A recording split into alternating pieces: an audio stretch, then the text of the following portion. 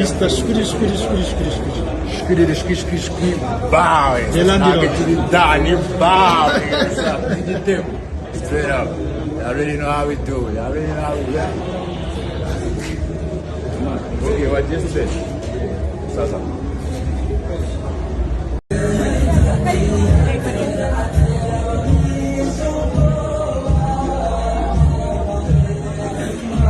That you have given to us.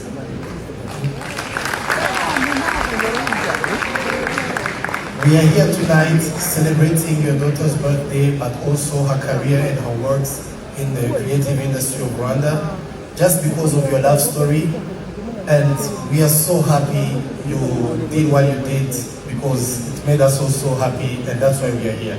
Thank you very much, the family of BWIZA. We acknowledge you and we commend you. And another high table I'm going to acknowledge is a table that really has all kinds of distinguished people, and they are really different in what they do, but they all have a good mindset, they all have one vision. So I would like to thank Minister Olivier Nduhungirehe.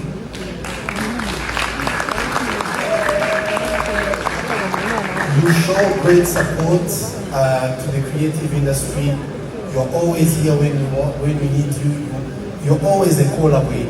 And that shows, not only does it show that you love the creative industry as an individual, but it also brings the government at large on board indirectly. So you don't feel supported by the council because you're always with us. Thank you. Kandi ntibihagararire hamwe bitwirakwire ku bahanzi bose.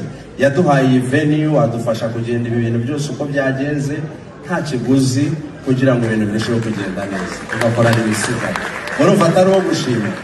Uyu munsi ni bwiza, ariko ejo n'undi muntu wese ntekereza ko umutima mwiza ufite wo gufasha uru Rwanda uzakomeze uteye imbere. Nyakubahwa Minisitiri, ndagira ngo mumudushimire, mumuduhere ishimwe twamuteganyirije.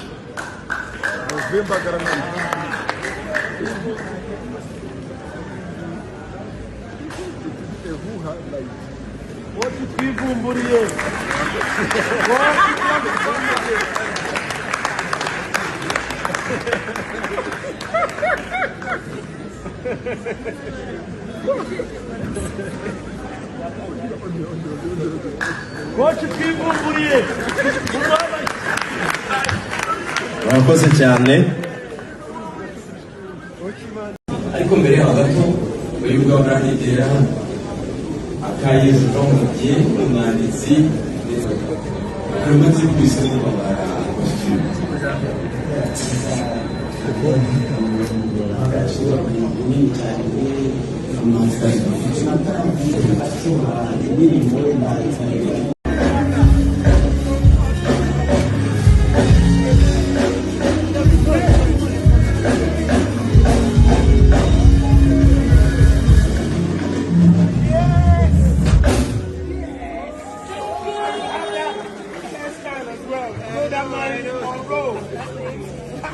The kids don't know who that is. Can you imagine?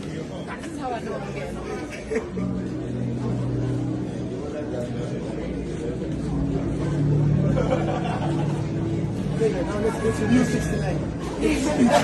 That's a very bad name. It's a bad name. I got it.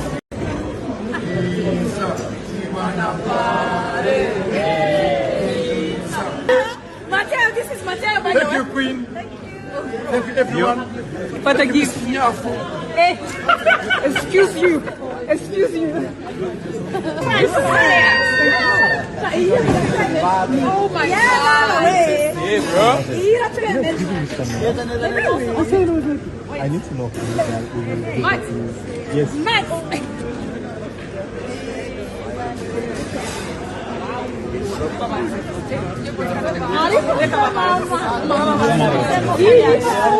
We know to have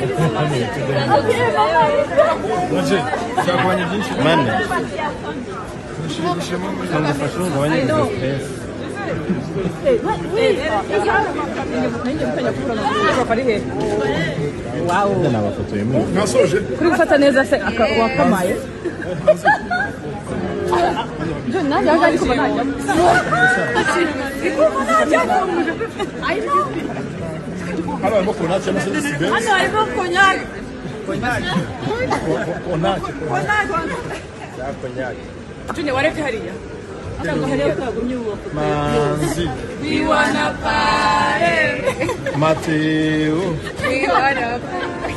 Okay. Okay.